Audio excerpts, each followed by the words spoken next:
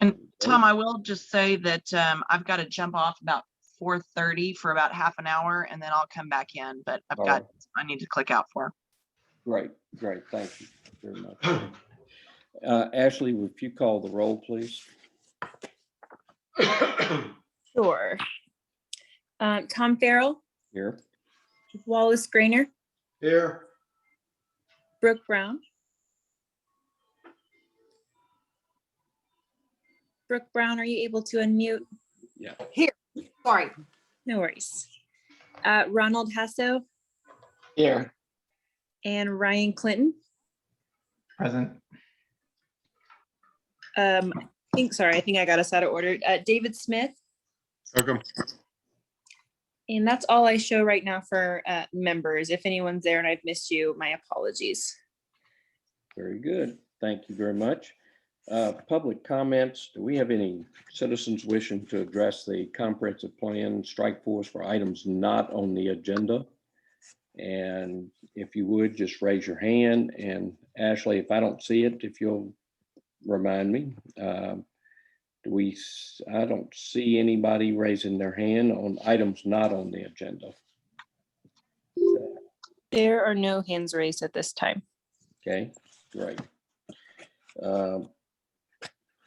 Item number 2 is our discussion possible action on the minutes from the May 24th, 2021 comprehensive plan meeting. And I have not read those, so if we could, I'd like to just table that till I get a chance to look at them.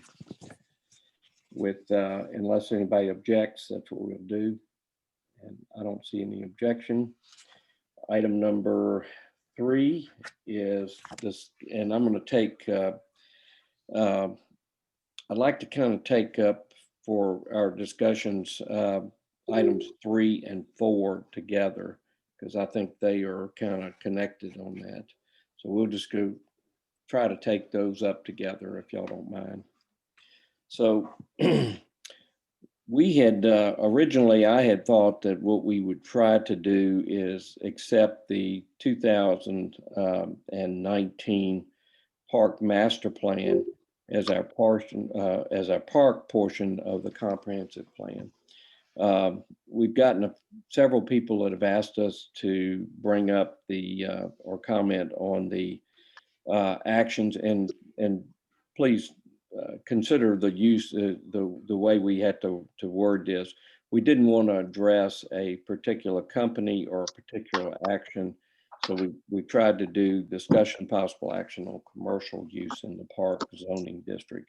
And this would include 2 things. One is the proposed use of the concession, and it would also include the use of the possible use of the little stand-up building there, and it would include the use, the expansion of the Western Hills Athletic Club. Now, the Western Hills Athletic Club is something that we don't have action on directly, and they were talking about expanding to additional tennis courts. Now, that really is beyond the, in my opinion, is beyond the purview of what we are doing for the comprehensive plan strike force. The city council will be dealing with what they end up with, whether they meet all the code requirements. But they're a private company, even though they are zoned park, they are a private enterprise, and they'll just have to deal with the parts that go through. So unless anybody wants to address those other items that I just spoke about, then we'll limit it to the 2 things. One is to accept the park master plan as the park portion of the comprehensive plan. And the second would be if anybody would like to discuss any of the possible commercial uses in the park zoning district. So with that, we'll just open it up. My personal opinion, and I'll start off, is that if we just finished 2019 a park master plan, and I would propose that our group accept that as the park portion of the comprehensive plan. Now, understand that everything that we do, the comprehensive plan we're working on, the park portion, is subject to revision as time goes by, as opportunities come up for the city.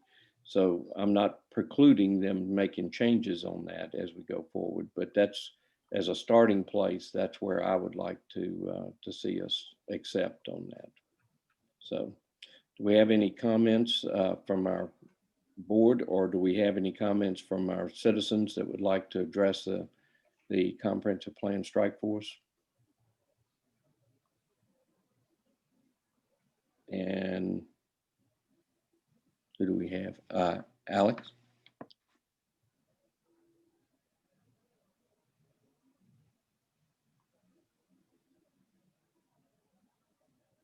Alex, I'm not hearing you. I think you're still muted. Sorry. Okay. Yeah. Sorry. So this was not like, I don't have I mean, I have an opinion on, like, I do think that I would like to see the commission here accept the park master plan as a starting point.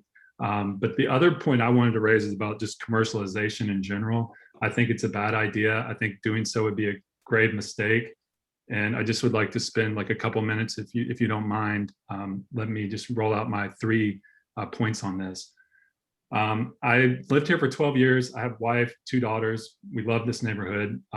One of the first things I think why this is a bad idea is, first of all, it's when Rollingwood purchased this park, it did so, when it did it in 1993, it promised to restrict the use and development of the park to purposes consistent with providing sports opportunities to youth within the Eanes School District.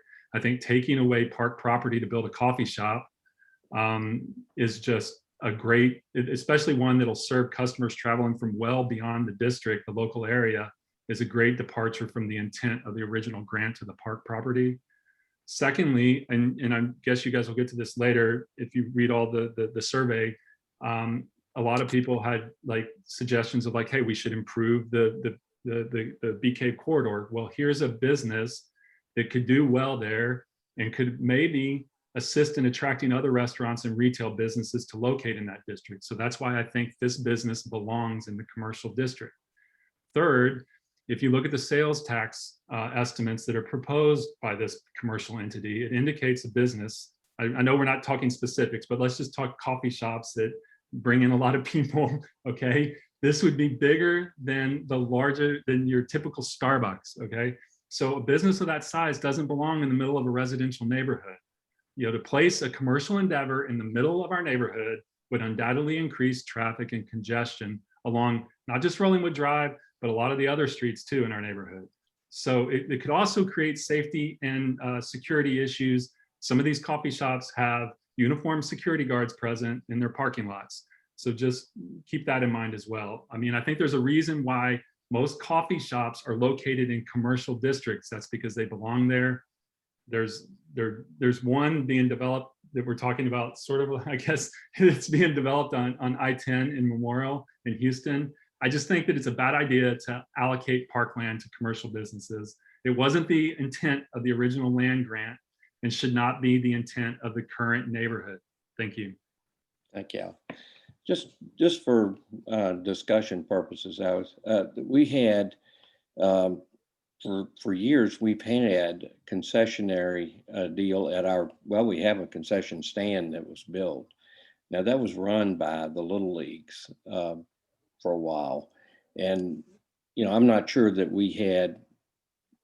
As I look back at this now, I'm not sure we had proper zoning to allow that to happen, or went through the right process, but it's there and it's happened for a long time on that. So, that's just something that just,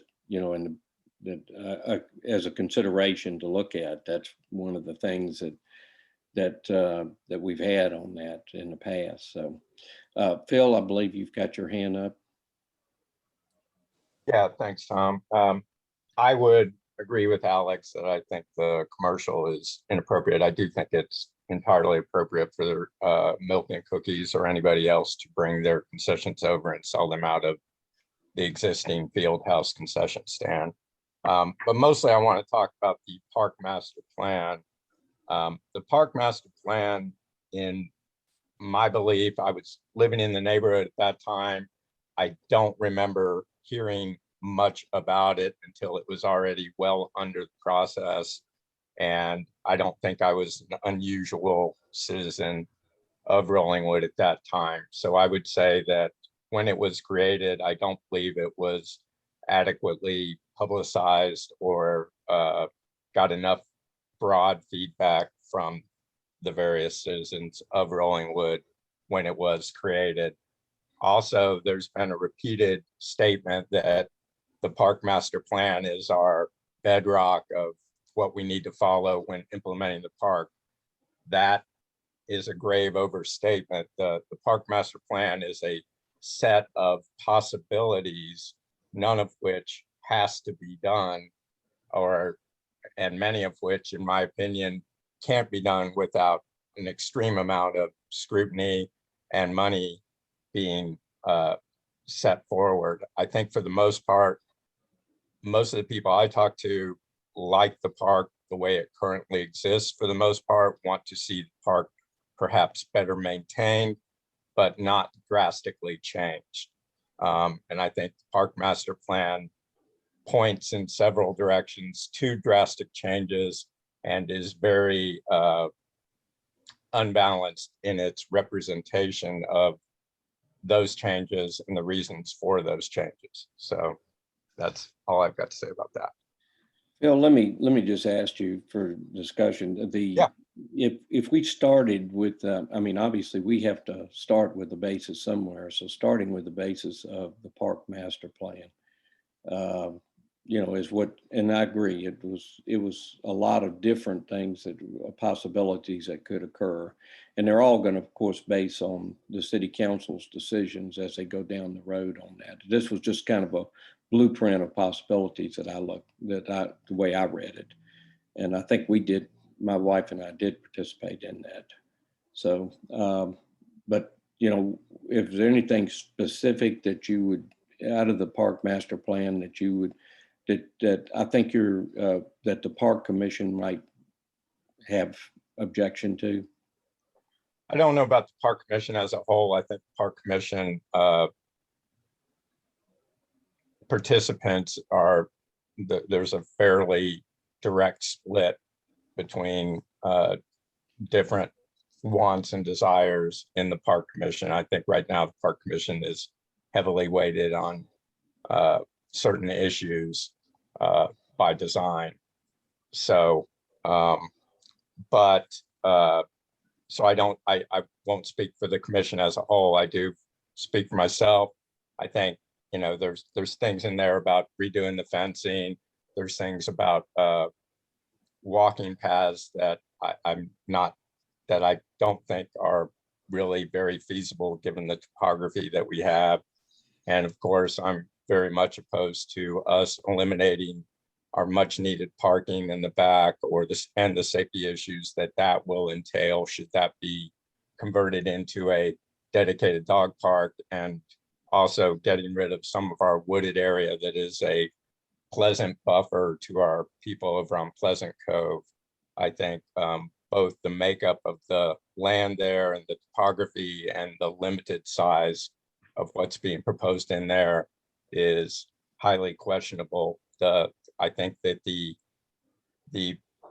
dog parks, quote unquote, that were selected and represented in there are selected specifically for a purpose. If you Google in Austin leash-free zones, there are many much larger areas, and really it feels like there were selected 3 or 4 quote unquote dog parks that were much smaller, one of which is a commercial bar.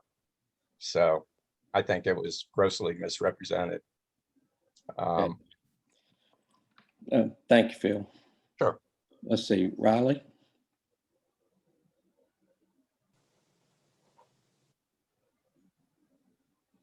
Riley, you're muted, I believe. Yeah, I'm so sorry. No problem. Hi, I'm actually Elizabeth Bray. I'm on my daughter's computer because I'm Oh. trying to be on 2 Zooms at once because I have another job, but this was important to me. And I just have two questions or comments. One, in terms of the commercial enterprise in the park, and my question is regarding zoning, because I recall 2 years ago about this time, there was a question about having the police station on Vale Street. And one of the main reasons why it was elected not to go ahead with that was because of the fact that our zoning had not been updated or addressed in a comprehensive fashion since 2013. And it was not, you know, technically at the time zoned for that. And the city council at the time wanted to spend some effort doing a proper full rezoning. I recently went and looked for that, and I don't actually see that having been done. I see a proposed 2018 zoning, but I don't see an actual new codified zoning document for our city. And so I wonder how a potential commercial enterprise in our park areas runs afoul of that particular issue again. So that's my first question. And the second is in the comprehensive plan, and it's noted that there would be a secondary dog park area, which I have a whole lot of thoughts on, but I'm going to keep it to my quick little minute here. The other question I can't find an answer to, because most of the rest of it seems to be opinion, is how that would be funded, because I know that our taxes have been slightly down. I know that we have some funding to do on both park maintenance, city hall maintenance. I know that we have a big water situation we're trying to fund. I know that there was assumed to be a donor to do the work that was required for that, but that is not actually, did not come to fruition. And so I'm wondering what, you know, how one can approve something without potentially ability to fund it. Those are my two questions. Well, the zoning will have to be addressed by the city council and P&Z. And of course, they have the option to change zoning. They can change zoning. They don't have to have a comprehensive zoning plan to change the zoning. It gets to some legal issues perhaps, and I'm not an attorney, so I'm not going to propose to give you an answer directly on that, but you can't spot zone, and there are some issues. Whether the city can overcome that or not is not something that I can tell you, but that's something that would have to be addressed on that. The second question in regard to the park master plan on that, again, it's a work in progress. I've always considered when you do these, you know, things change all the time, and it's up to our city council and the mayor to make some changes as they go through, and just kind of use this as a guiding principle as you go through on that. And that's what I would propose on the by us accepting the park master plan to go forward on that. And I'm disappointed that if we did not get the participation on that, then we'll get the participation when anybody wants to change anything, just like right now. We get a lot more activity when we do want to make a change on that. So I hope that answered your question, Elizabeth. You did. You did. I guess my understanding from that is that this is a recommendation from this group, but it is not an approved action until it goes to city council. That's correct. That is correct. And we're an advisory group anyway, just as the park commission is. And P&Z has a little bit more authority than an advisory group, in my opinion, but that's a little different. And any zoning changes will have to go through P&Z first and then go to the city council on that. So, but the city has adopted the park master plan already. So the question is to whether our group, the comprehensive plan group, we have a survey, we have some changes that I think are some comments our citizens have made on our survey, and I think it was an excellent survey from our citizens to our citizens. And so we can make recommendations in regard to how we to the park master plan additions that we would put in there too, or comments that we would have in there also. But just as a starting point, I thought the adoption of the park master plan for our part of it would be probably a good start to do. So Thank you. thank you, Elizabeth. Laura? Hi, I'm Laura. I've been here for over 10 years. We bought and remodeled a house. We came, like most people, because this is an incredibly desirable neighborhood and the park is the crown jewel.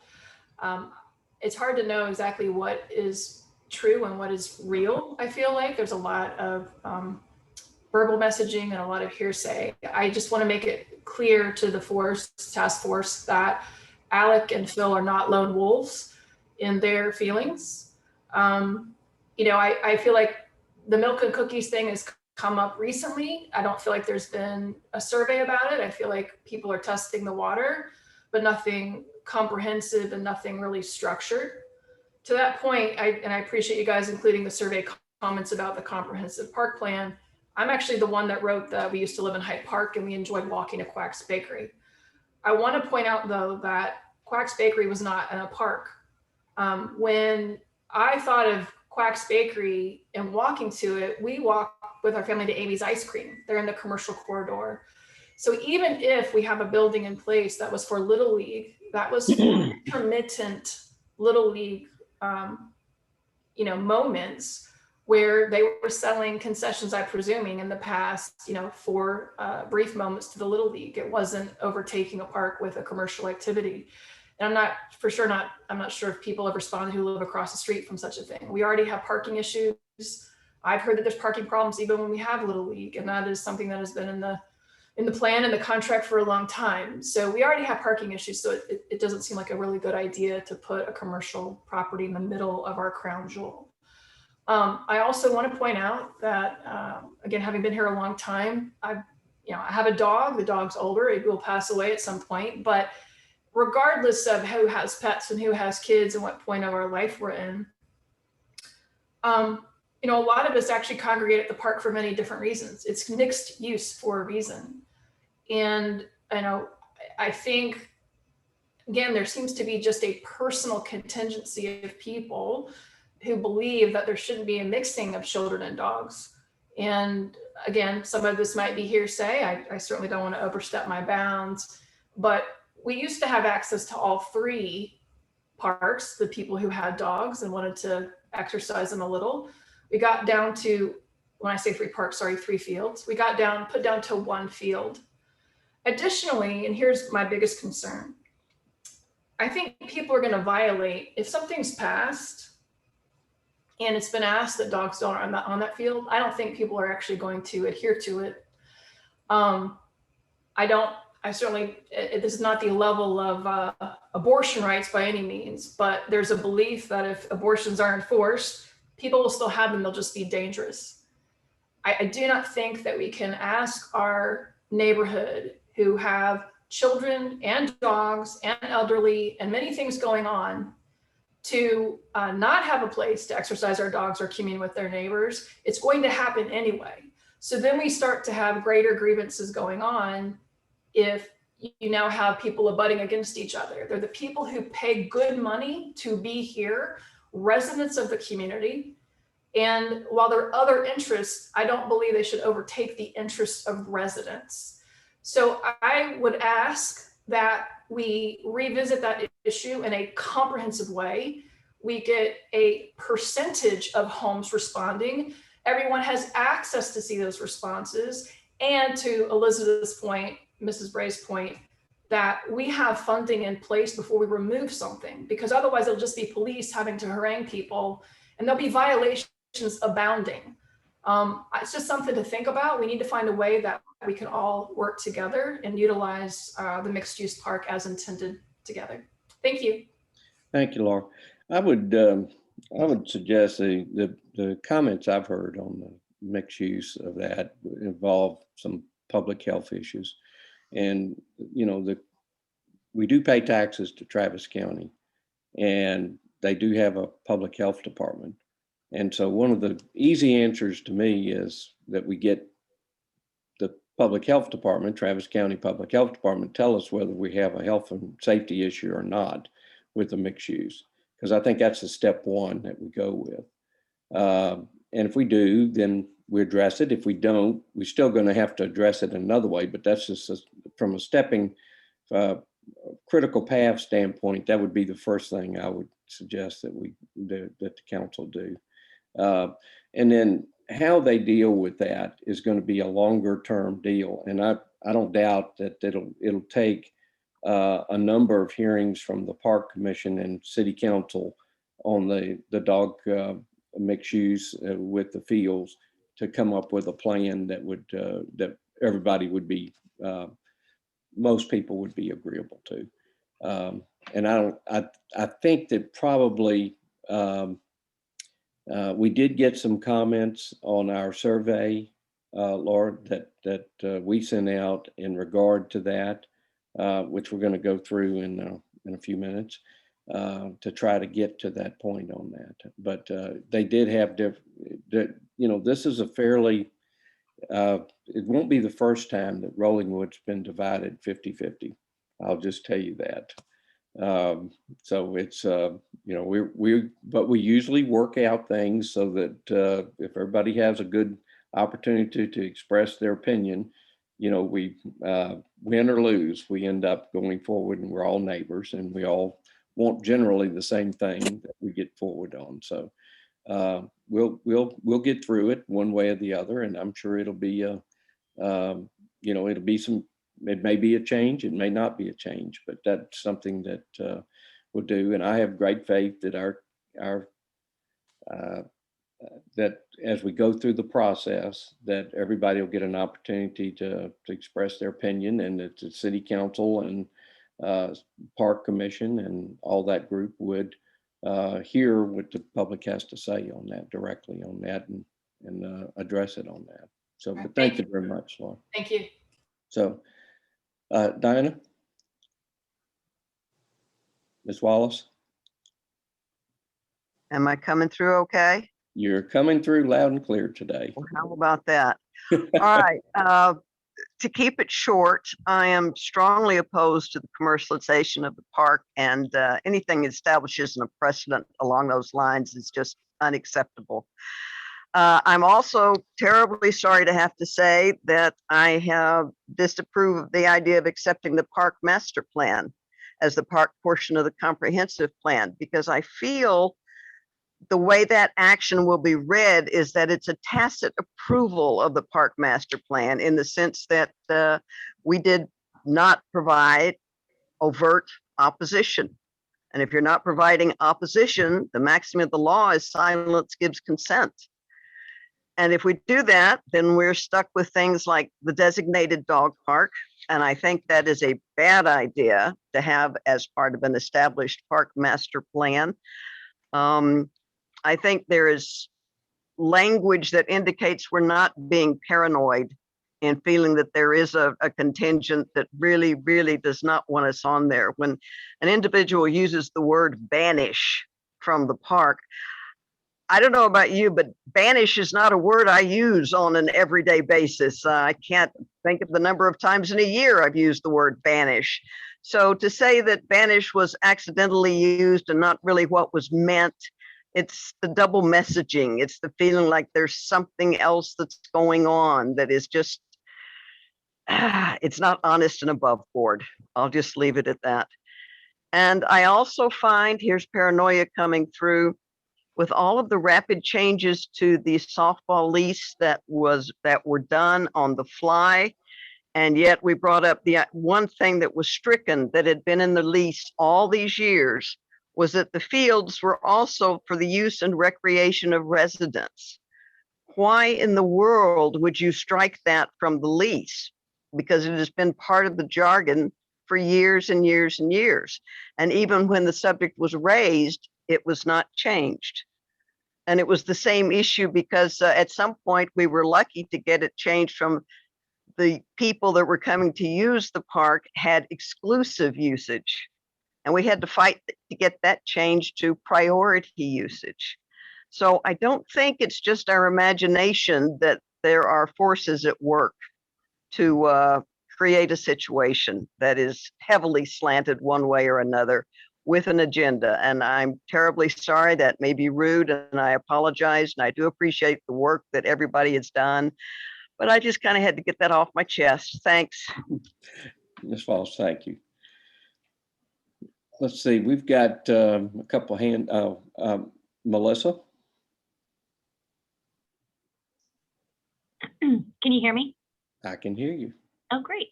Okay, well, I'll be really quick. Melissa Morrow, 2502 Timberline Drive, and been living in Rollingwood for 20 years, 22 years actually.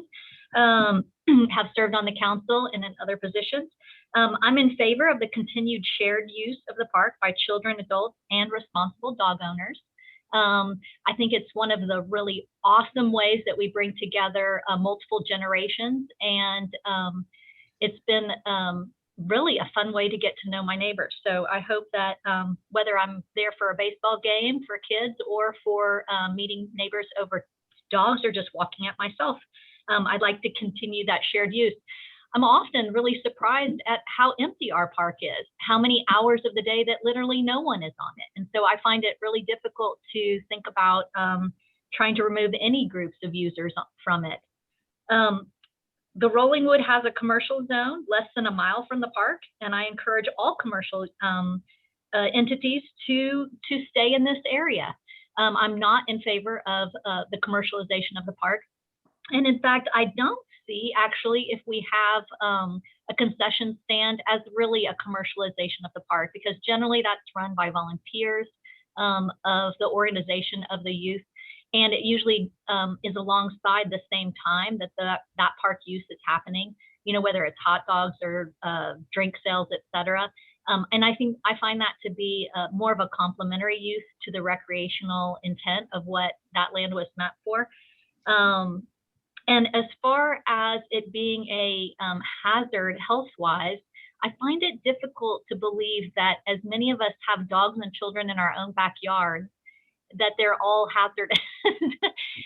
Because, you know, again, as a pet owner, I know my children have always dug in the dirt and done plenty of things, and none of them have come away with any sort of disease from the dogs that we have there. And I also know that almost all of the City of Austin parks, including Zilker, et cetera, that have dog areas, et cetera, they don't have a warning sign that says, children beware, you know, that you can't be here. So I believe, sure, no one's going to tell you that eating some dog poop is good for you, but there's also plenty of animals that poop on our parks that we don't go around cleaning up as well. So whether it's foxes, skunks, deer, et cetera, and we're not going to consider those a health hazard either. So anyway, that's all that I have to say for now. Thanks so much for you guys working on this. Thank you, Melissa, as always. Let's see, Brad, I believe you've got your hand up. Yeah. Hi, Tom. Hey, Brad. Well, thanks to everyone on the task force for, you know, sort of working through these issues for the community. I guess I just wanted to throw in my 2 cents that I would count as a voice against the idea of a coffee shop or a milk and cookies or whatever the plan is, kind of commercializing the park. Just seems like traffic and having it look, you know, more like kind of the area down in Zilker Park where they've got right around the kind of the train station and Barton Springs and all the little food stands. I mean, I would think that's, you know, a pretty commercial area that I would hope isn't the plan for our park.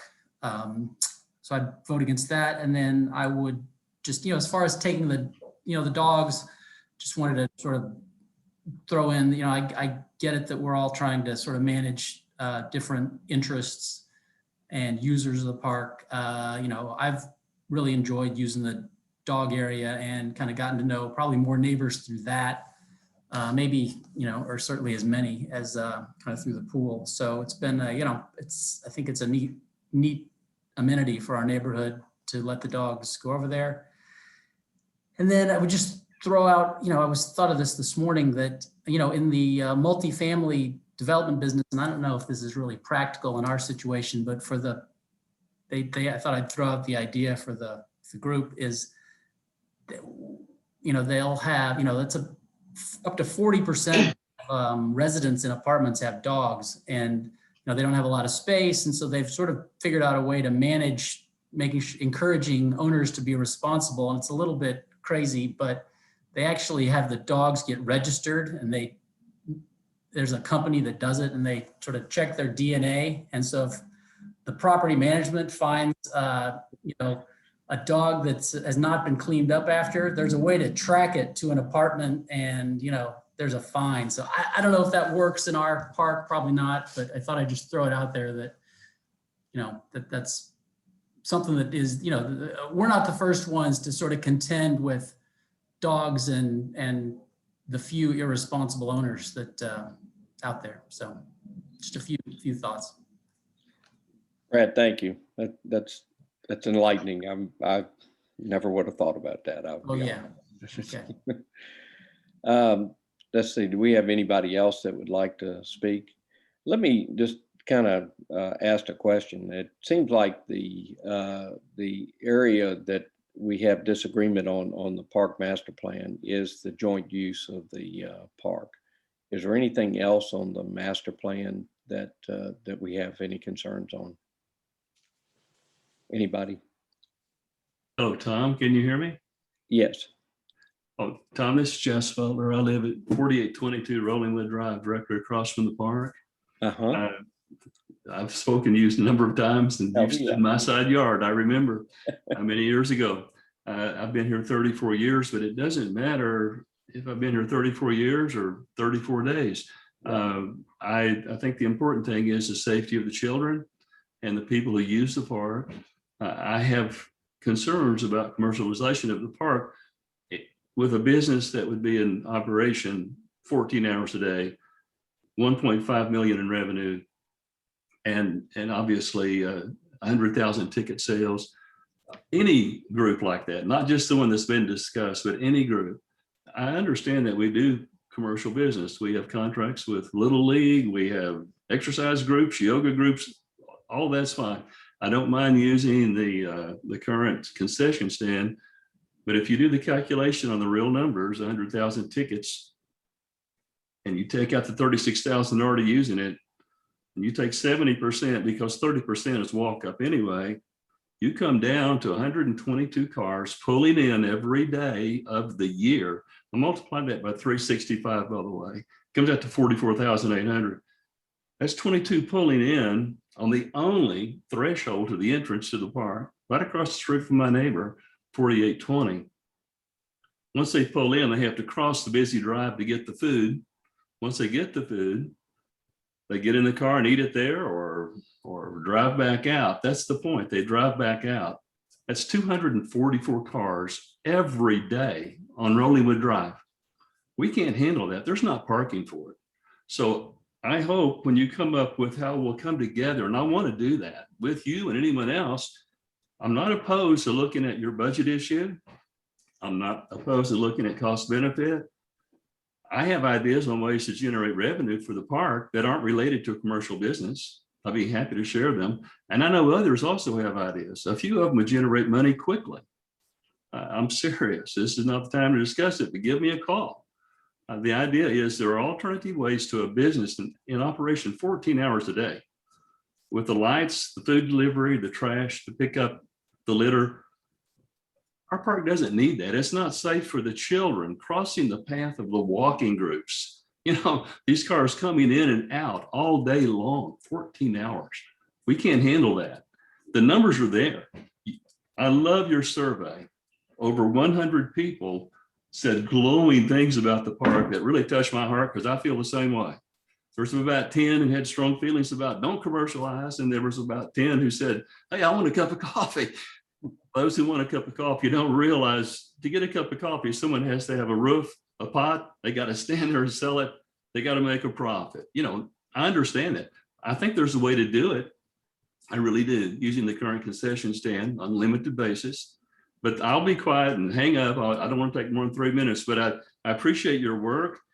The 100 people who said, keep it the same, it's beautiful. That's really touching to read that survey. But it speaks clearly that you really can't commercialize a building there and run in 240 cars off Rollingwood Drive and keep it safe. You can't do that. So thanks for letting me share, Tom, and I appreciate the work of the group. Thank you very much. Good to visit with you again. You bet. I would say this, let me just kind of it's my understanding the approach was made on RCDC with this, and RCDC's job is to explore economic opportunities for the city. That's one of their jobs. And the city council and P&Z and the park commission should all have a voice in doing this. And so we're going to, I think that when we end up with what we are going to be looking at for what we do, you know, the current park master plan does not have any uses, commercial uses in it. I think it seems to me that the only issue that we have as a group involves the mixed use fields from the park master plan, which we can make a note on there about how we go forward with that. That's going to take a lot more effort than I think, and a lot more public meetings on a city council basis and a parks board basis to be able to come up with a solution to that. So again, let's see if we got anybody else that would like to,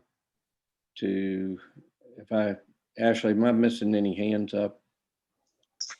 None that have not already spoken. Okay. We have some of our staff, our strike force members. Would y'all like to make any comments or questions?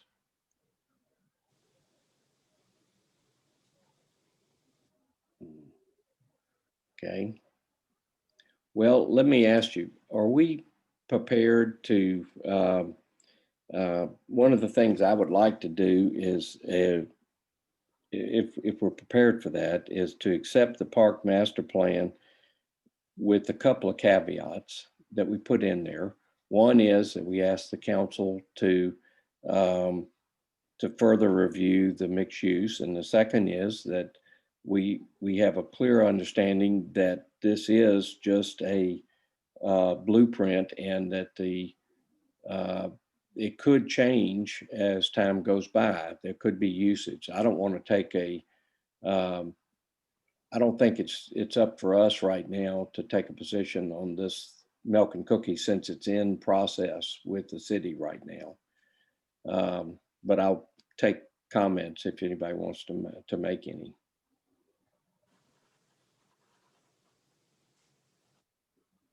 And I'm not seeing any hands up on that. So given that. Are you asking task force for comments or public for comments? Task force right now. So would we be willing to accept as a task force the master plan, the park master plan with those two caveats? Can you repeat the caveats, Tom? Well, one would be, since there is so much, there is quite a bit of discussion in regard to the mixed use, that we ask the council to continue to look at that. And the second would be that we have a clear understanding that the council can make some changes on this as they progress through this, and may have some other uses that they make for the park on that. Yeah, I mean, and kind of where I'm coming from is, you know, I mean, if someone said, you know, there's been a lot of disinformation and a lot of, you know, hearsay and everything else. And, you know, I couldn't agree with that more. I mean, I think people are talking like, you know, they're talking about putting milk and cookies in the middle of the park. You know, as, you know, the RCDC rep on the task force, that's not the case. you know, someone said it's going to be bigger than a Starbucks. That's hogwash. That's absolutely not the case. Someone said that the numbers that we get off sales tax are nothing. It's the annual operating budget of the park, and I have it here, is slated to be about around $80,000 a year. The conservative estimations off the sales tax are about that. And someone said, we need to pay attention to how we pay for things. I agree with that. And, I will tell you the flip side of it is in terms of, raising money for maintenance of the park. And I think we have some maintenance issues on the park.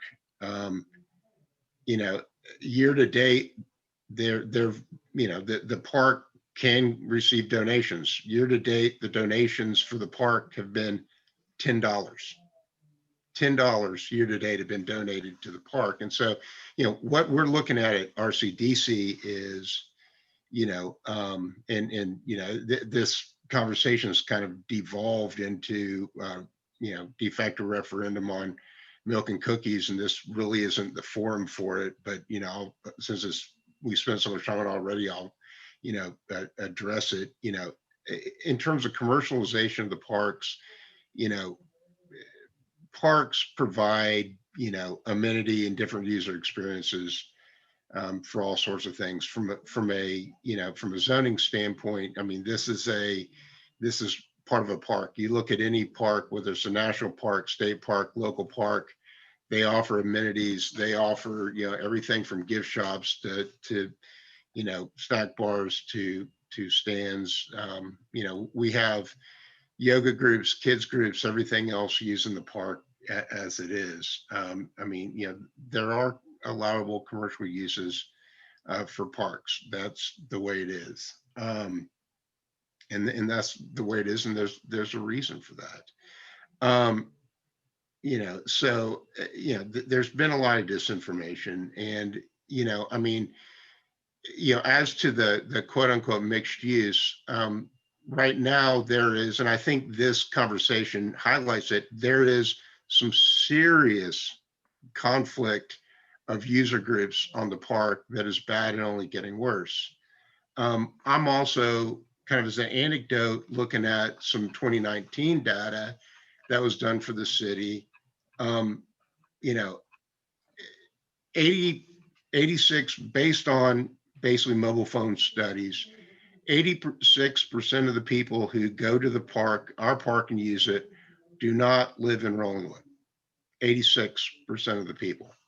And, with the growth of Austin, and, I think Brad was mentioning, apartments, as we have more and more multifamily, people are looking for places to get out and do stuff. Zilker Park's packed on weekends. We're going to absorb a lot of that overflow. And so we're going to have conflicting visitor use experiences, and we're going to have to deal with that. And, we're going to have to manage it. And, that is, just a fact of the matter. So, we can either ignore it and kick the can down the road, or we can actually try to, manage stuff and do some stuff and look towards the future of the park. So, if, from a standpoint of don't commercialize the park, I think that's a red herring. I don't think that's a intellectually honest, stance, because parks have commercial users in them all the time to provide amenity for people who use the parks. If we want to talk about quality of life, if we want to talk about traffic, if we want to talk about parking, absolutely, that's the kind of stuff I think we should be focused on and talking about. But, this idea that having a commercial user using in a public-private partnership, providing amenity to park visitors who are there anyways, is somehow bad or bad park management, I don't think is accurate. So, Tom, I think your idea is a good one, to adopt the master plan, because it was done recently.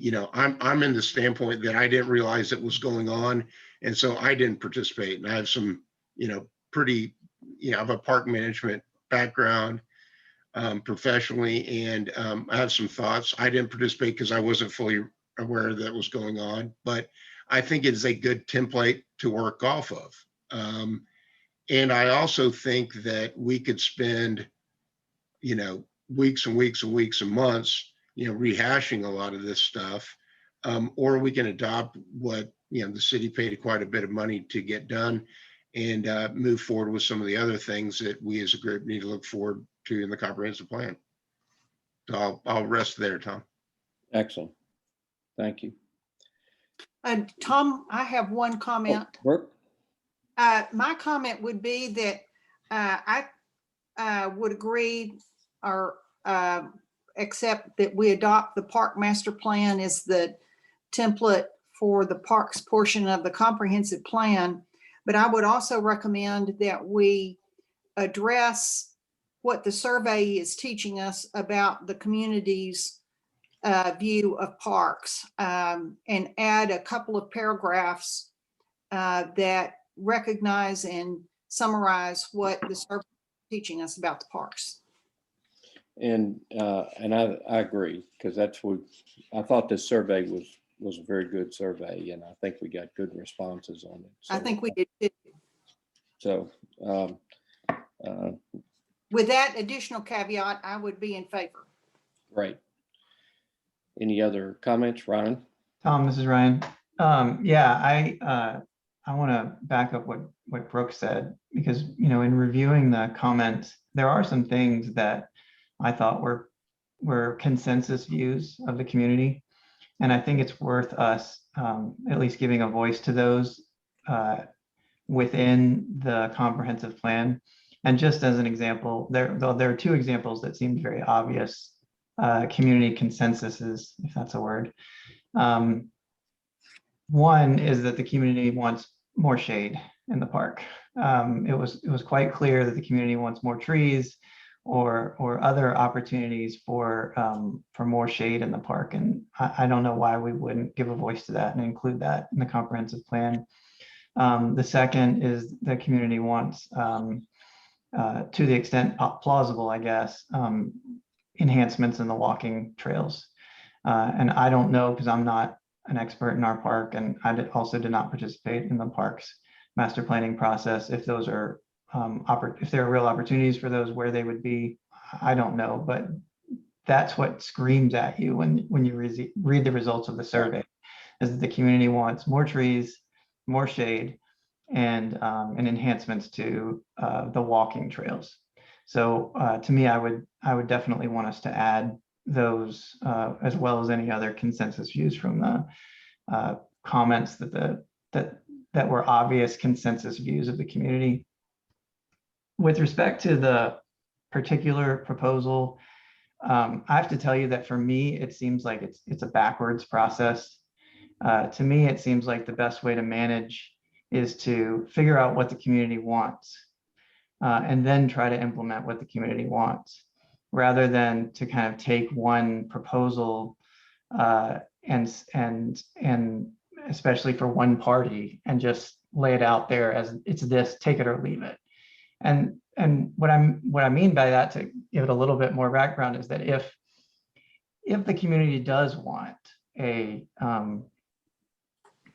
coffee snack shop, whatever Milk and Cookies is going to provide, then it seems to me that that would be part of a master plan, and that we would then put it out with a request for proposals for any third party to put a bid on it, so that we could get a market rate, or the best rate possible for the city, rather than just having one person come forward and say, this is my plan for what I want to do with the park. We guys let us. It just seems to me it's backwards, that instead of having a proposal from one entity and it's take it or leave it, we should be putting into effect whatever the community wants in the park. And if that is an establishment that sells coffee or snacks or whatever, and I'll be the first to say that that sounds great, at least to the extent it doesn't negatively impact the citizens. I'm very concerned that it would, and I also feel very much that we shouldn't change.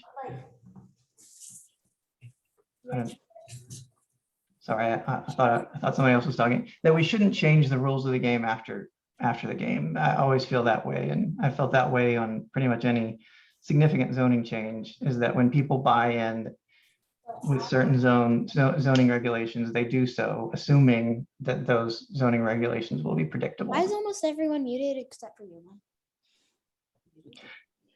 Got somebody that's unmuted. Yeah. So I'm very cautious and concerned that we engage. I would not engage in a process where we change the rules for one group unless it was the real big consensus of the community. And I know that there are differing opinions on it, but I personally like to listen to the people most deeply affected by it. I felt the same way about the police station proposal, is that the people who are most affected by it should have the most significant voices. So I kind of agree with David that this is not necessarily the right forum for voting on that. I think the Parks Commission voted, and I assume our CDC will vote on it. But to the extent we're talking about our master planning process, I think our goal is to put into effect the best we can the vision of the community. And if the community wants something in the park like that, then we put it out for an RFP at some point, so to invite commercial users to give us proposals for it, rather than having this big planning process in both the parks planning process and our planning process. And then the moment that someone comes in with an idea that's different, all of a sudden we're scrapping all of the work that we did. So I probably talked too much, but those are my views. Well, I appreciate it. Why don't I do this? I get the feeling we'll need to make a few caveats on here, 3, that I will try to draft up and bring back next Monday for approval of our task force, that we accept the park master plan with the caveats I'll put in there, and I'll try to cover everybody's. And if I'll send a draft out, and if we need to make any corrections, please do so. So I think that should cover that. Anybody else like to speak on this item? I'm not seeing anybody. Oh, Elizabeth. Oh, and Yeah, sorry, I had to unmute myself. Oh. I just, I had a lot of thoughts on the comments that David Smith made about, the usage of our park and on mobile phone tracking and whatnot. And, that doesn't surprise me, when that may have been done, if it was done in the spring when we had people from all over the city, during Little League, that would make a lot of sense. But on the sort of daily usage of our playgrounds and fields for purposes other than Little League, this is very much, I can tell you as someone who's there every day of my life, basically, is very much a community park with our neighbors. One thing I don't know if this group considered in terms of the concessions is there have been some really interesting things that have happened in communities like Lost Creek that have decided to go with a concession, but not tackle the challenging issue of zoning and commercial properties that are permanent entities, and have, embraced the burgeoning Austin food truck scene and have allowed different food trucks to have a certain place in their neighborhood for X period of time, which people have loved in those areas. It doesn't give us a brick and mortar that's an issue, and it also allows us to have some really nice variety, generating similar revenue and potentially actually more because they are on short-term rentals. So I didn't know if this group was the place for that to be considered or not, but I found that a really interesting idea that somebody brought to my attention. Thank you, Elizabeth. Alex? And Tom, to respond to Elizabeth, that is a 12-month study.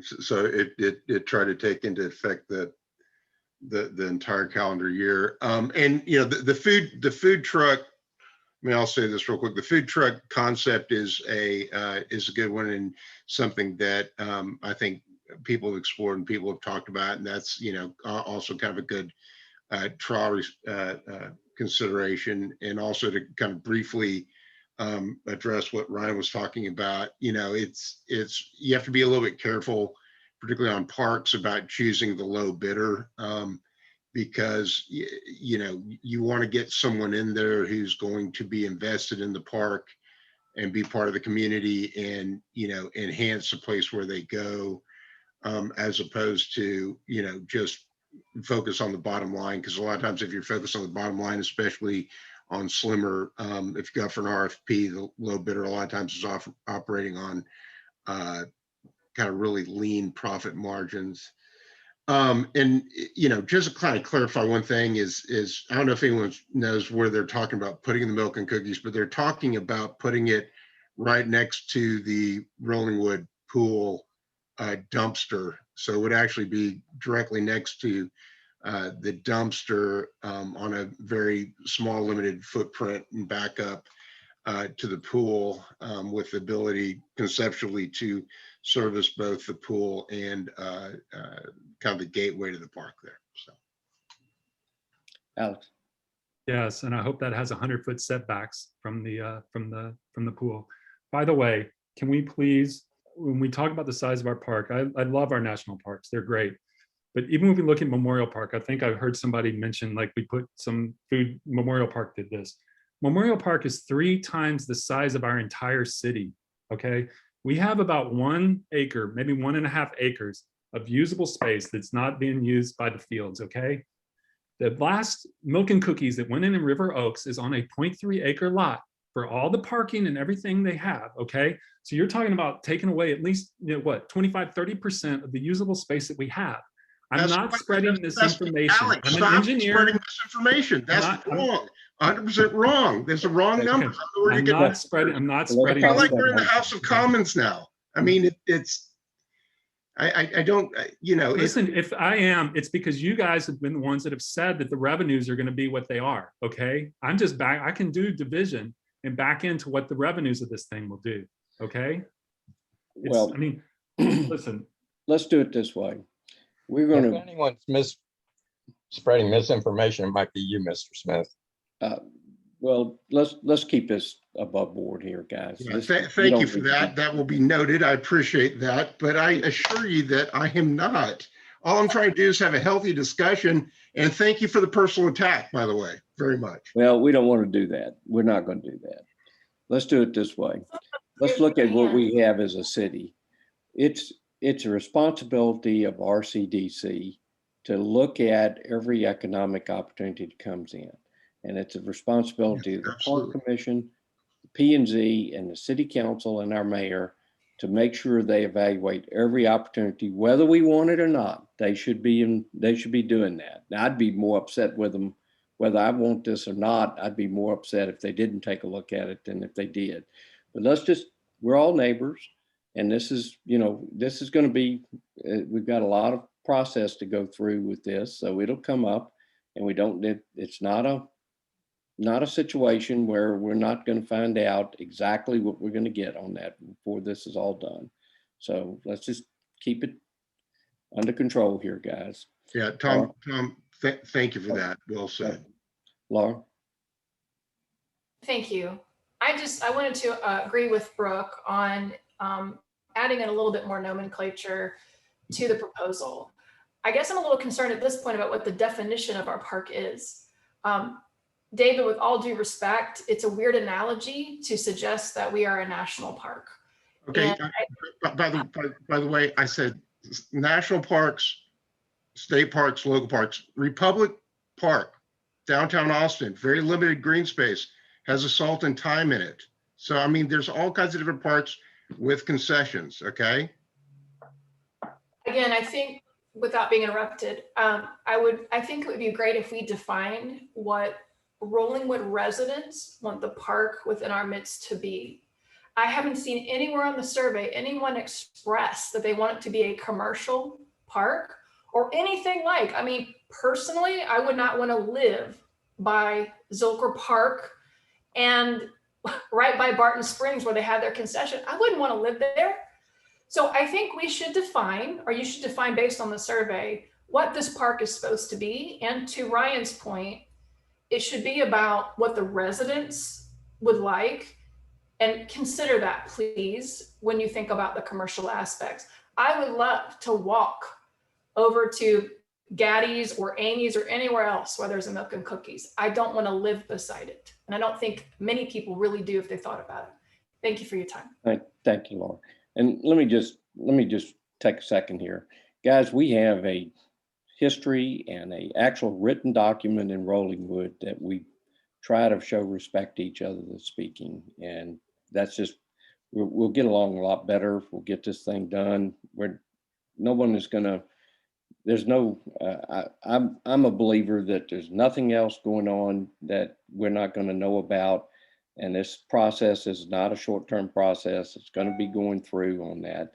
So let's just remember that we are neighbors and let's treat each other with the same respect that we would if we were sitting here talking to each other.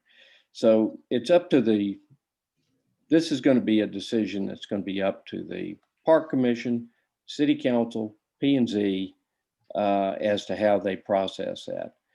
My feeling is that, yes, we have some comments back, Laura, that we got back on our survey. We didn't address the commercialization in our survey because it wasn't an issue at the time we did it. So I'm going to make sure that we cover the areas that the answers we did get back on there and go with what we have with that. That's where I think we should go with this. And go with the park master plan. I mean, there are some changes. These are all just flexible documents. It's a living document. They're going to change as time goes by. And I think it's clear that we have some issues with the park master plan on the mixed use of the fields. And I think that's prudent for the city to know that we have that. And we did get a number of responses on our survey that indicated that, and I'll make sure that we include that in there, that there should not be a finished deal until they go back and revisit that, in my opinion. So I hope that covers everybody on that. Is any other comments? Not seeing any. I'll bring something back, try to write it up. I'm not the best on that, but I'll take a stab at it. Hey, Tom, let me say a couple things real quick. Look, from my perspective, I think we ought to be engaging in dialogue. I think we ought to be discussing these things. I think we ought to be taking a hard look at things that concern people and things that worry people. And I think we ought to, we have to be mindful of the budget. We have to be mindful of traffic. We have to be mindful of quality of life and all those things. So, I think we ought to have these discussions. I'm also with you that, that's, we didn't really specifically go out and ask a lot of these questions specifically in a survey. So I feel like we're kind of backdooring something into the comprehensive plan that wasn't necessarily the purpose of the survey. Or the intent of the survey, or what the survey was designed to do. So I want to be a little bit careful about that and kind of how we use that and how we put it in there. And, but, in terms of the dialogue, in terms of the engagement and everything else, I think these are discussions we should have. And, I've served in state government, I've served in federal government, and being criticized doesn't bother me too much. So I appreciate the dialogue. Okay, we'll this will continue. Melissa, I'm sorry, Melissa. I have to take my glasses off to see y'all, so sometimes I can't really see if you're raising your hand or not. Yeah, I did just want to make. Oh wait, Can you hear me? Yes, ma'am. Okay, great. There was one thing because I did go to the groups that came together at City Hall. In fact, I brought my son and I saw him in some of the pictures from the overall thing. And I will say, just anecdotal, at least the two that I attended were not very well attended. There were literally like 6 of us. And so, you know, and that's not anybody's fault. I know I was there, so I knew about it. And I know the people who were there, it was really fun. It was a great process. But I was kind of surprised just now reading over the overall recommendations and where it says number 4, provide a separate off-leash dog area that is its own. Yes. I definitely remember like because they basically gave you a bunch of samples of different things on the wall and ideas. And I think people were very much in favor of including a place for dogs in the park. But I don't remember there really being a discussion about, oh, does it have to be separate? You know, do we have to have one area that's just for baseball and one that's just for dogs?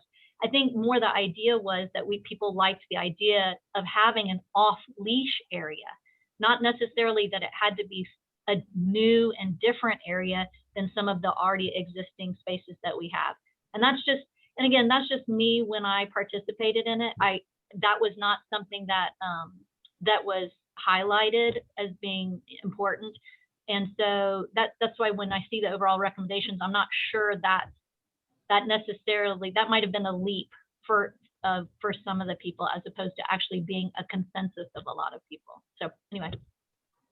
Thank you, Melissa. Any other comments on this item? And I'm not seeing any.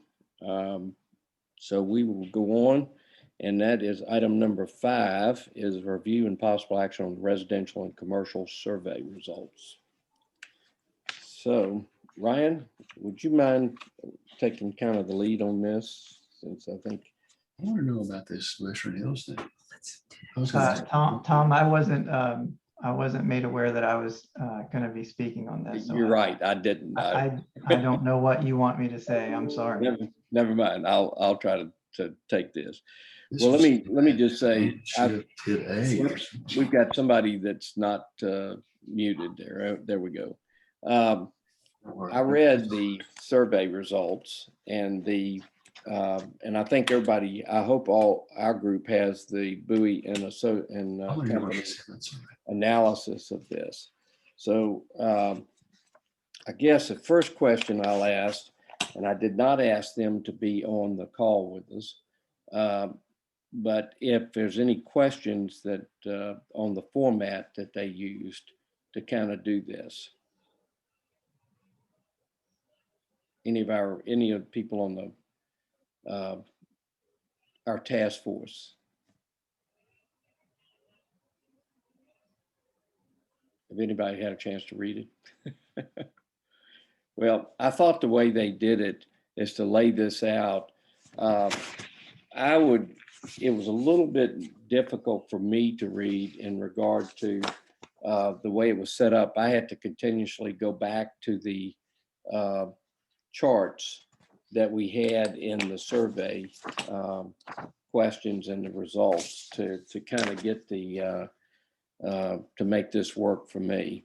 But I think the overall deal, after I put it, kind of went back and forth on that, is I would have preferred to have the chart being part of this document right there on each one. It would make it a little bit longer, but I think it would be easier for me to read to do that. And I think it'd be easier for our citizens to follow along with. I think that'd be a great idea, Tom. Because I was having to continuously go back and get the spots done. Other than that, after I did it, we had 378 responses, which I think was good. And it always concerns me that we didn't have 1,100, but I have higher expectations sometimes and realistic. But just so everybody knows, we not only mailed this, but we put a notice on everybody's door where they could contact and do these. We put it out on our email and we had it published in the paper. So I'm not sure how else we could get that done any better than that. But, we do have that. And I think most of the responses we got were very happy with the way the city of Rollingwood is right now. There were some suggestions about how we could better maintain. Ryan is correct on the park. The two things that they were there, shade, walking trails, and better maintenance. That's the park issue that I saw right away on that. The projects that we had, we have the city hall building. There were a lot of, I think there was a realism within our community that we need to do something, whether or not it needs to be remodeled or torn down was kind of a split vote on that for a lot of ways. But I think that there was enough information here to tell that our citizens did understand that we need to make some modifications and changes to City Hall on that. A lot of it involved the cost. So I think that was, I thought that was interesting for me anyway, as to where they were coming down on that. And anybody that's got a comment, please jump out there at any time. Just let me know and we'll call on you. The other Rollingwood projects that we discussed were the drainage and stormwater management.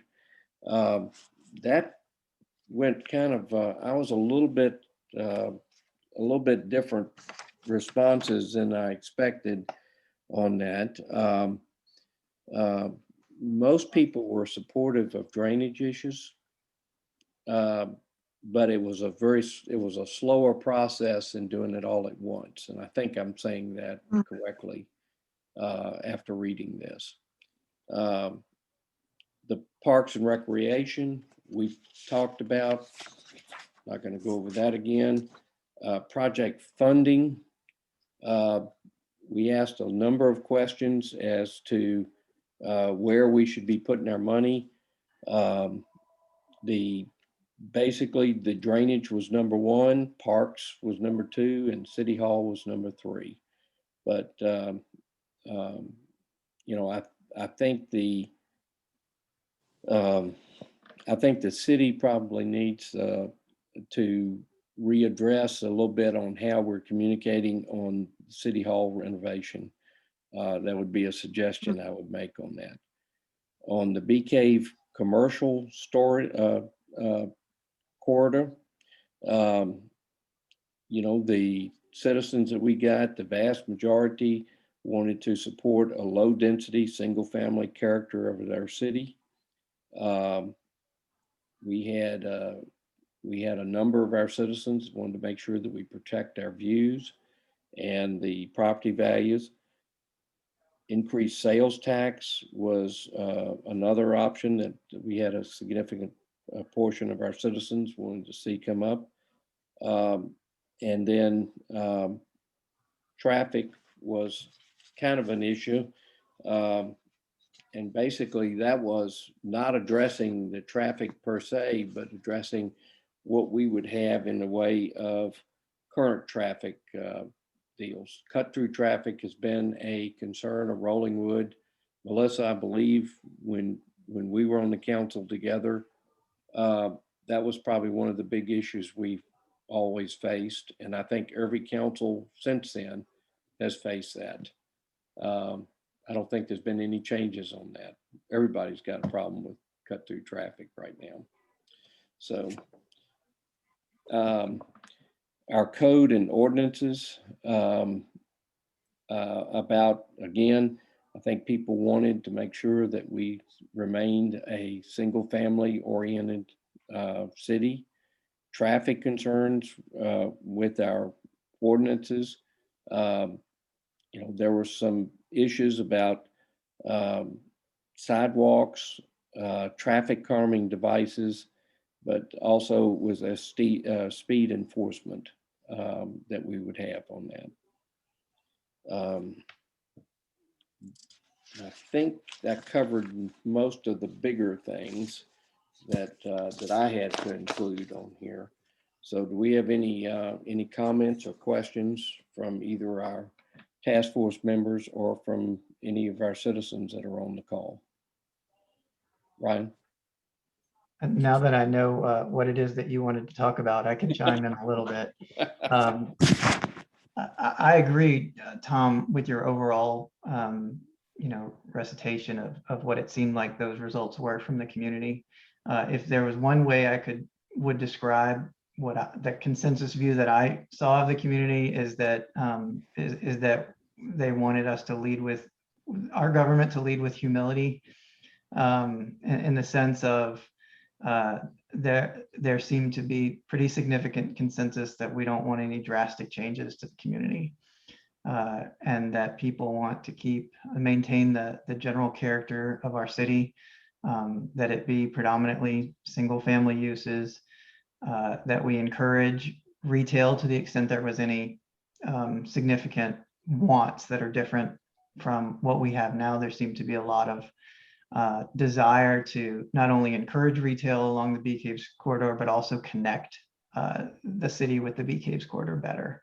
And I have some ideas for how we could do that.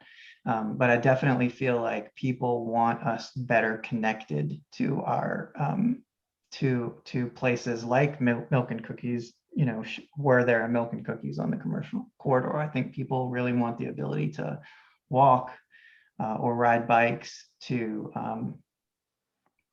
places that we would want to go to commercial with respect to commercial.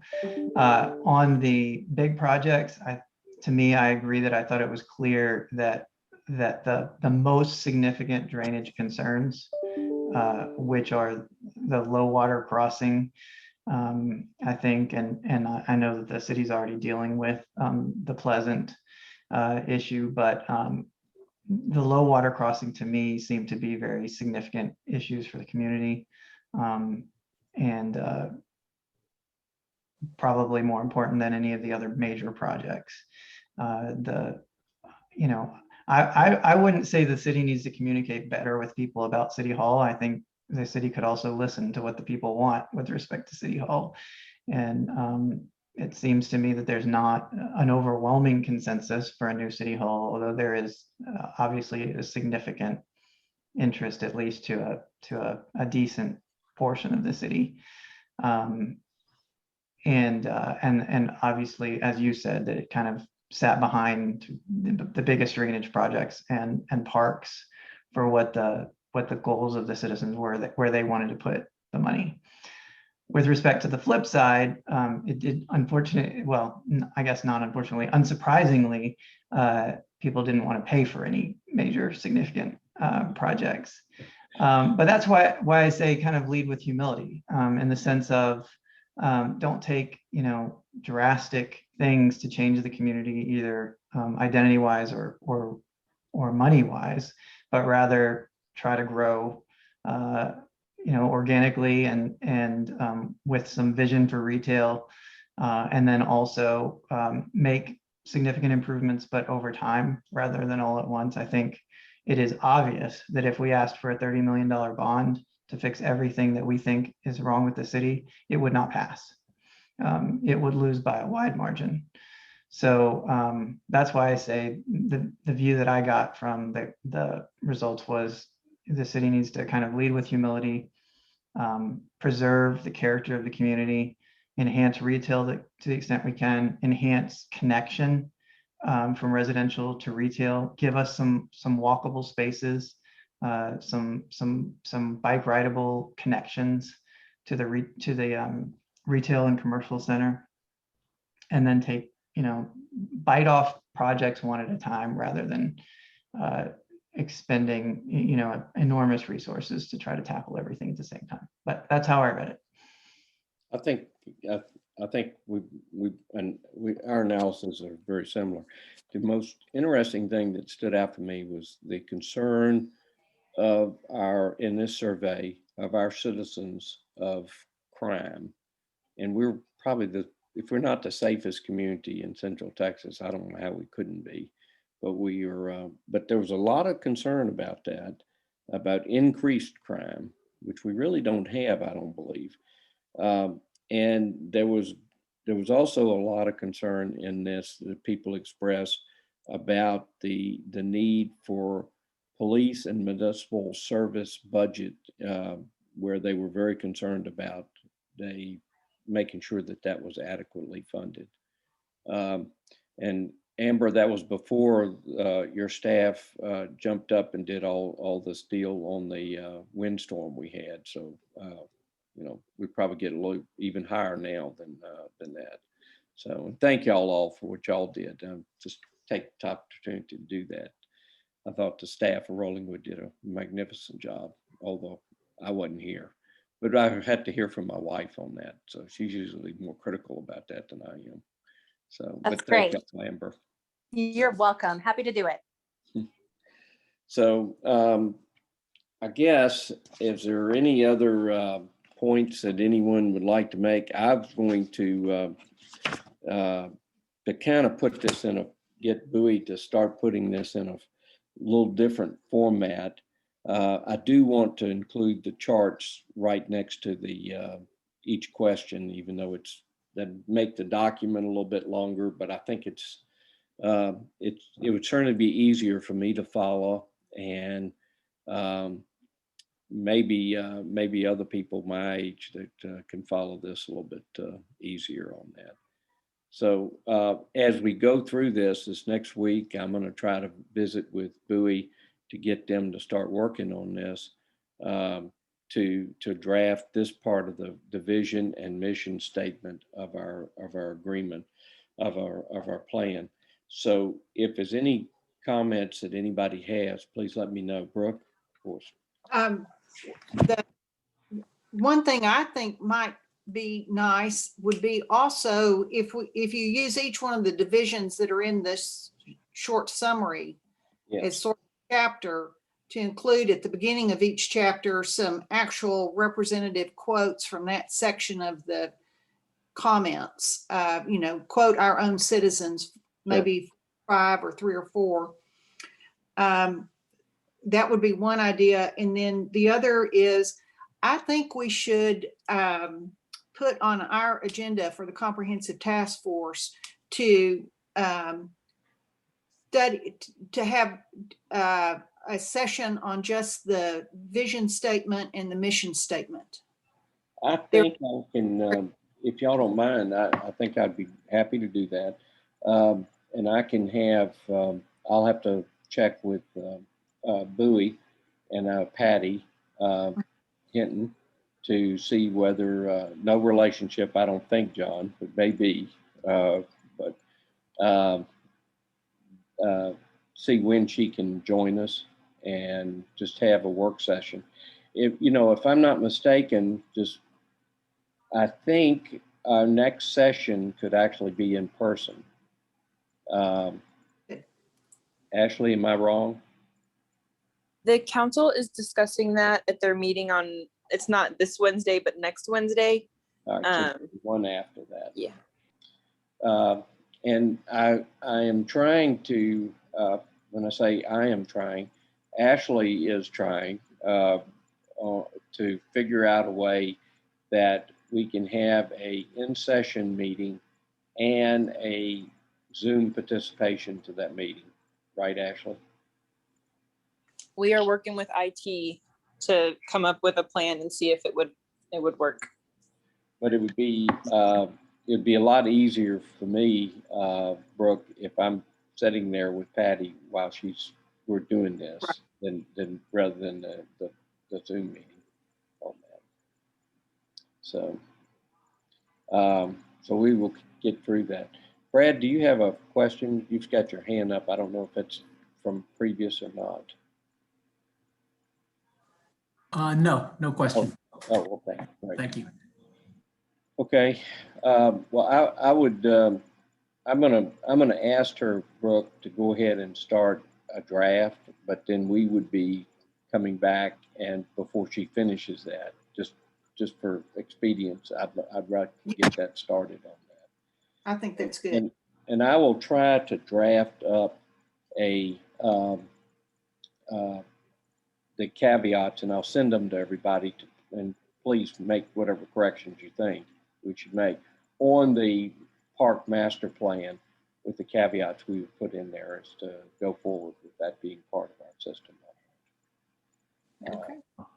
So, and we have another meeting, and if, Brooke, if I have an opportunity to get Patty from Bowie and Company to join us next week, I will go ahead and have that done then. If for some, she's a very busy young lady, so if I can't get her next week, I would like to go ahead and continue our discussions on Bee Cave Road. Okay. And I think, Ryan, I think your suggestion to hold off on finishing Bee Cave Road until we looked at the questions, the answers we got from the survey and the analysis was a good one, because it makes a difference, I think, as to how we go forward. So, okay. All right. That would be our item number 6 is their discussion on the submission of a draft vision document, which I'm going to have her start working on that, as I said, and I will try to bring that, have that sent to everybody as soon as she completes any sections of it. I'll ask her to send those drafts to us so we can make comments as we go forward on that. Okay. Any other items we have to have? Any other public comments? I don't see any hands, but I have to look real carefully on here. Not seeing any. Okay. So do I have a motion to adjourn the meeting? Move to adjourn? We have a second. I'll second that. We have a second. And without objections, we are adjourned. And I would tell as a final deal, I would say any other comments y'all have or any questions you have, if you would just get in touch with me or Ashley, and she'll get in touch with me. I'll try to get you whatever information that I can on all of that. So, and Melissa, my granddaughter, had a great time playing volleyball over at Way. I see you, Wayer, sign there behind you. So it was a well-run organization. I don't know, it just kind of fits in there. So thank y'all all for doing that. Wally, you did this may be the first meeting that I've been with you that you were quiet. I appreciated not having to participate because I'm not a resident. I thought it was a really bad place for me to open my mouth.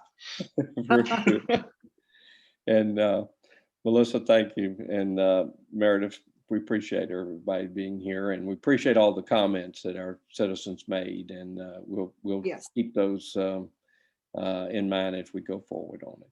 Thank you all very much. Thanks, everybody. Thanks, everybody.